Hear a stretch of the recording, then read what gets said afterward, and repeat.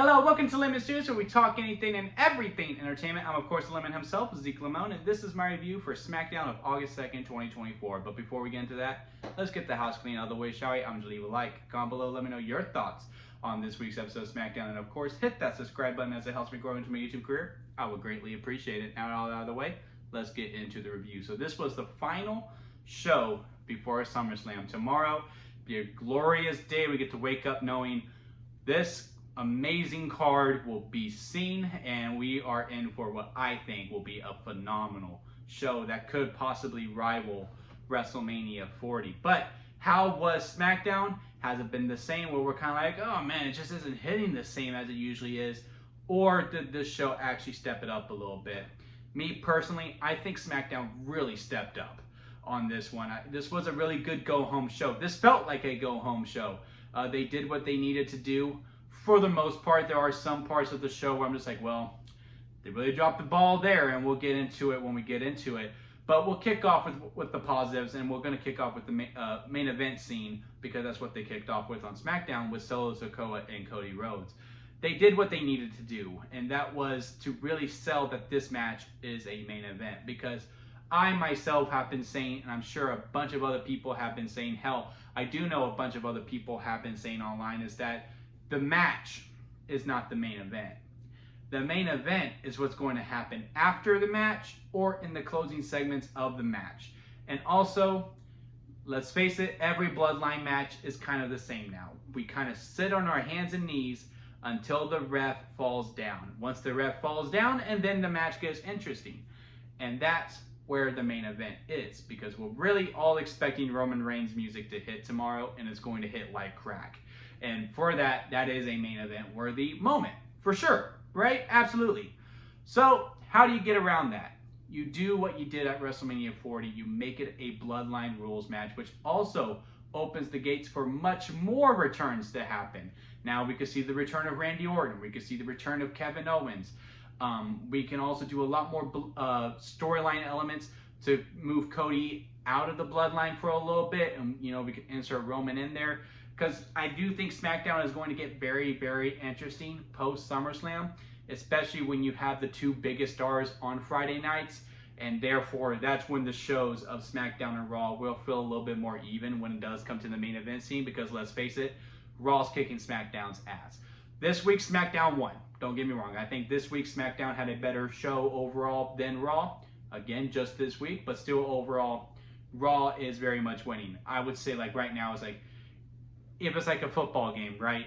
A team's up 24-0, and then SmackDown just scored, and now it's 24-7. So, but yeah, once Roman returns, we're also going to really see if Cody can really hang with Roman, because it was easy last year, right? One, Roman wasn't around that often. He didn't have to be, because he was the champ. And also, they were on two separate shows, so the identities were very different.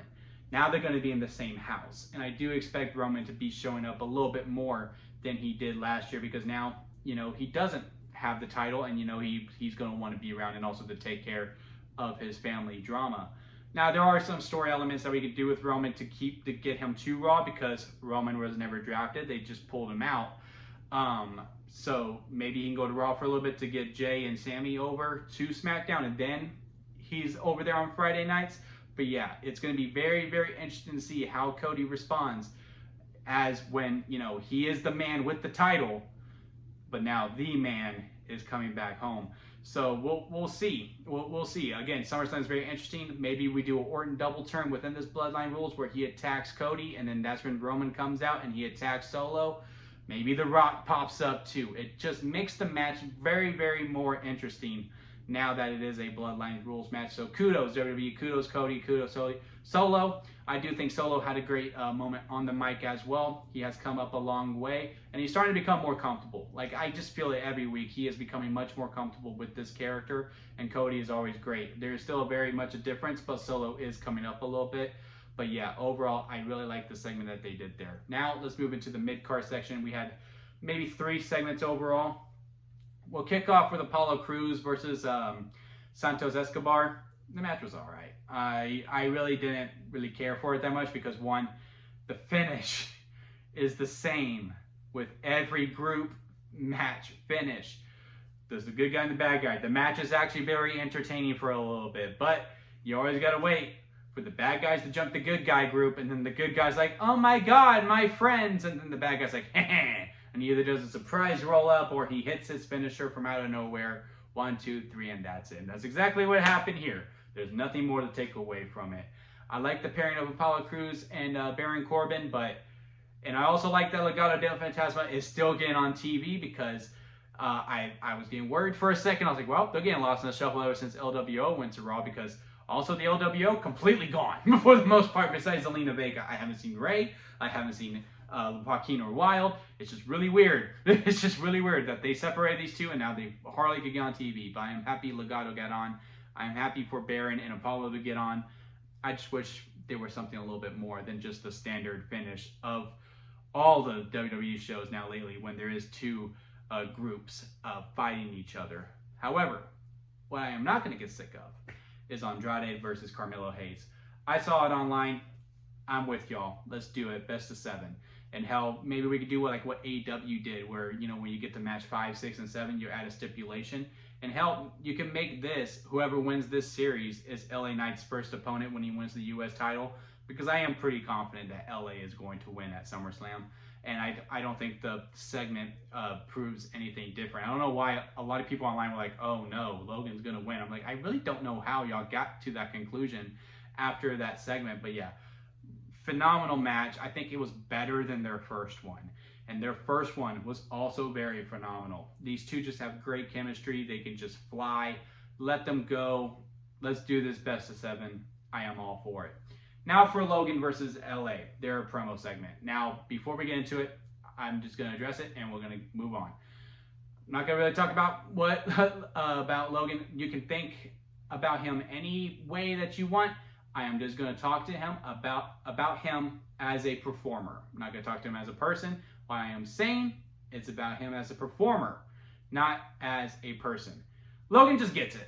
He really gets his character. He's the doofus heel, and he plays it up very well, and therefore he is very entertaining. I like how they had these people from Cleveland like, oh yeah, they're really important. Nick Aldis like, yeah, I looked them up. They're not really under. And he's like, hey, Nick, shut up. And then the banner coming down, he's like, yeah, you see, I knew y'all wouldn't have loved me. And then he looked up, he's like, oh my God, it's wrong. LA coming out, him taking the prime truck. I thought the segment overall was really great. And again, LA should win tomorrow at SummerSlam. And I do think it's going to be the opener, and it will be a good way to get the crowd going to start off. But yeah, overall, really like the segment. Again, Logan knows what he's doing as his character. He knows what he's doing as his character. Again, as the person, it's a whole other context that we can get into in another video. But in LA, it's just really hit his stride. I like the segment between him and Pretty Deadly. Really looking forward to the match. Again, Logan's also really good at the wrestling too. So really looking forward to the match. Really like the segment. And again, as long as LA wins, it's all going to be okay. Now for the women. And we will start off with Nia versus Bayley. Okay, on to the women's tag team titles match. You see, like, this is so stupid. Like, your main women's title on SmackDown, and you can't put her on whatsoever. You did the video package, and again, this was a build that we could have been doing since Money in the Bank. We could have been building this match up a little bit to give it a little more heat, at least. But, man, they've barely done anything. They said, all right, Nia, you won Queen of the Ring. Queen of the Ring. We're done. We did it. We built the match. It's a high fives, everyone. Now, the video package was great. They added a lot more, and they made the match seem a lot more important than what they've been doing on TV. I am really liking Nia and Tiffany's relationship. I love Tiffany's new briefcase. I would like a little bit more sparkles, honestly. Like, I love the pink. I love the strap. How it's like a purse. It's beautiful. Love the briefcase. Put some more sparkles on it. Put some more diamonds on it. Let's just make it even more. You know what I mean? So, but yeah, I like the segment between Nia and Tiffany. I also like the little tease that we might be doing Chelsea versus Tiffany. I don't know who works face there, but I am very intrigued. I love both of those girls.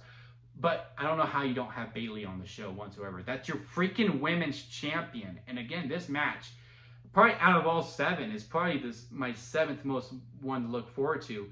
I do expect Nia to still win, but man, I just really wish we would have done a little bit more with it, especially on the go-home show of SmackDown. Now, I know there's the argument, well, we did quite a bit on the show before. Sure, that's fair, but you could have kept going. Again, this match still needed a little bit more heat because, again, out of all 7 storylines, there's an argument to me. This is the 7th best storyline on the card. So, yeah, I would just like another promo segment, at least. Have them in the ring or something, but yeah. But the video package was great. Now for the women's tag team title scene. I like what they did for quite a bit. Now, I don't like the DQ finish necessarily, but it is seeming like they're starting to build Jade and Bianca up, and they're starting to actually treat them as if they are the Brock Lesnar of a tag team division or a Bill Goldberg of the tag team division. And they hinted at it a little bit when they were the champions, where the teams were like, okay, we got to tag them early, we got to do this. But with this title match with Alba Fire and Isla Dawn, it was more like a football game where it's like, okay, we're going to attack before. Nope, that didn't work. Okay, now, it's the one-on-one. Okay, you come into the ring and then I'll attack. It just seemed like constant movement, and I think that is the best way to go with this tag division, especially to get them more elevated. Again, the tag division is elevating quite a bit, but there is still a lot of work to be done, and I think with Jade and Bianca can still be in the mix. It does look like we're going to get some 6 women storylines now that Blair Davenport's in the mix. Naomi's going to insert herself in as well. And we are getting an actual storyline. It seems like there's some actual stories being developed in, because they were teasing it quite a bit. With Jade and Bianca going, ooh, girl, I know that's right, with Naomi. And now Blair's like, well, I don't really like how y'all are talking about me. I didn't have beef with y'all before, but now I do. And so now she's attacking her. Also, did anyone else think that was Saraya? Before like a split second, I was like, wait, is Paige back? I was like, oh, wait, obviously no, not. And it was Blair Davenport. But overall, I liked it. I just didn't like the DQ finish. I kind of wish maybe there was a count-out win, and then Blair could have came out. Like, they could have done where Blair's under the ring and she's like holding Jade's foot or something, and the ref counts to 10, something silly like that. And then we could have had all the comeuppance later. But yeah, overall, it was fine. Now for the WWE Tag Team Division, DIY versus Jacob Fatu and Tama Tonga. Thought the match was fine as well, but it was pretty adamant that DIY was going to lose. Once they did the promo thing that DIY has been doing, and they showed Johnny kissing his children, kissing Candace, and then he's like saying, I love my city. I was like, he's going to lose. They're going to lose. And sure enough, they did. And then they put the titles on Solo, and then SmackDown went off the air. It helps with the story purposes for the main event, because like, oh, well, they did half of the job. Now they just got to get the other half. So overall, I think the SmackDown, again, was much better than what it's been. And I do think they did beat Raw this week when it comes to the head-to-head. I do think they won on this one. But yeah, I'm really looking forward to SummerSlam. I'm glad that this build is finally over, because I am ready to watch this show. One of the last few one-night SummerSlams. We'll see what happens for 2025 on where they go. But man, we are here, guys, and it's very, very exciting. So leave a like, comment below, let me know your thoughts on this week's episode of SmackDown, or any other. If you see any topics that I saw a little bit differently, like, well, Zeke, I see how you could think that, but I thought this way. Comment below, let me know. Let's have a nice civil discussion about it, and hit that subscribe button for more wrestling content and movie and television reviews. And until next time, I'll see you here at Lemon Studios.